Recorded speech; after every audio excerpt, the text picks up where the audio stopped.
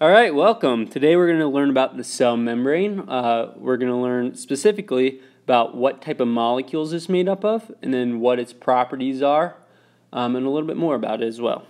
All right, so the first thing we need to know about the cell membrane is that it's made up of these tiny little molecules that look like this. Kind of look like jellyfish or like a balloon with two strings, something like that. But that molecule is something called a phospholipid. There's two parts to this molecule, and obviously you can see it right in the name that there's two parts there. The first part is the phospho, the second part is the lipid. Lipid means fat. We learned that earlier in the year. Lipid is one of your 4 macromolecules, and it means literally fats. All right, so phospho comes from something called phosphate. And what phosphate is it's just phosphorus bonded to some oxygens with a charge. And we call any molecule with a charge an ion. So if you look here, there's clearly 2 parts to this phospholipid. There's the phospho part, or the phosphate part, and then the lipid part, or the fatty acid part. The head right here is your phospho part.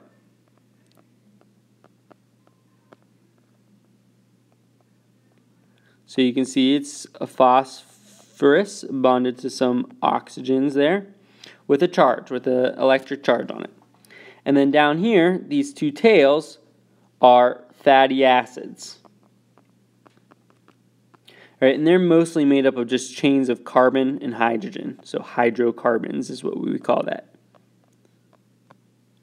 All right, well anyways, we have this phospholipid.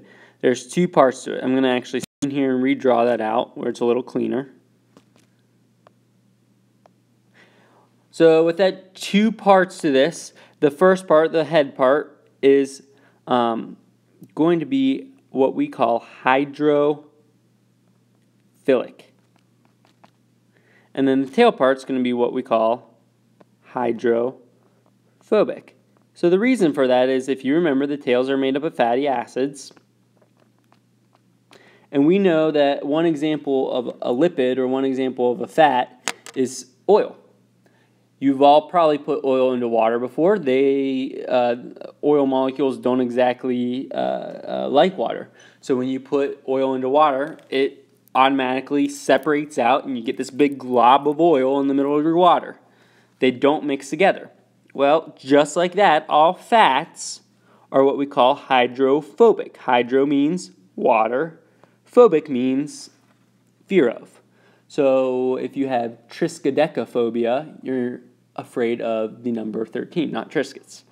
If you have agoraphobia, you're afraid of open places. If you have arachnophobia, you're afraid of spiders. If you have hydrophobia, you're afraid of water. So these guys don't like water. These fatty acids don't like water. Whereas the head, or the phosphate part, is the exact opposite. It has a charge. When it has a charge, it tends to be attracted to water. So hydrophilic means water lover. All right? So the head's like water, the tails don't like water. We have another term that sometimes gets thrown around in there. We say that the head is polar. That just means it likes water. And the tail is non-polar. All right, so we'll refer to it as both hydrophilic and polar for the head, and then hydrophobic and non-polar for the tail. All right, well, that's just one little In reality, phospholipids make up our whole entire cell. So we got our cell here. We know that the cell membrane is the boundary part. So if this was actually the cell membrane would be right there.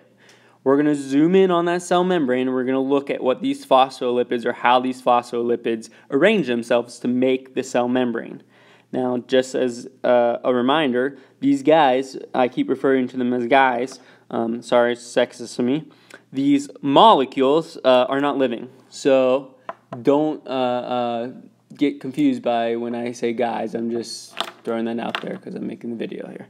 So they're not living, and we know that because they're just part of a cell. They're not fully a cell. They're just part of the cell. All right? So on the inside of our cell, is cytoplasm. And cytoplasm is largely made up of water. So most of the inside of our cell is made up of water. So we know that the heads of our phospholipid like water, whereas the tails don't like water. So what we're going to see is that the heads arrange themselves around the center of the cell because they like water. That means the tails here are going to be facing away from the center of the cell. Alright, and so the problem with this, though, is that what's on the outside of the cell is our body fluids. And our body fluids are also made up of water. So there's water on the inside of the cell and water on the outside of the cell. Well, these tails that are facing the outside of the cell right now don't like water. So what our phospholipids do, what the phospholipids do, is they actually arrange themselves in a second layer. So they have like 2 layers of protection. And that second layer has the heads face the outside of the cell. And so now the heads of our phospholipid are facing the inside of the cell where there's water and the outside of the cell where there's also water. And so what that means is then the tails face the opposite way. Oops, a little thick there. Undo will be your friend.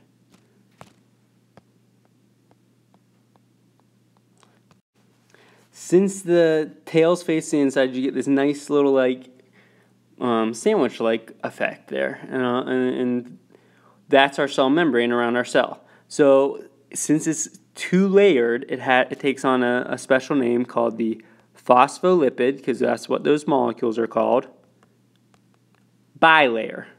Bi means 2, so this is just saying there's 2 layers.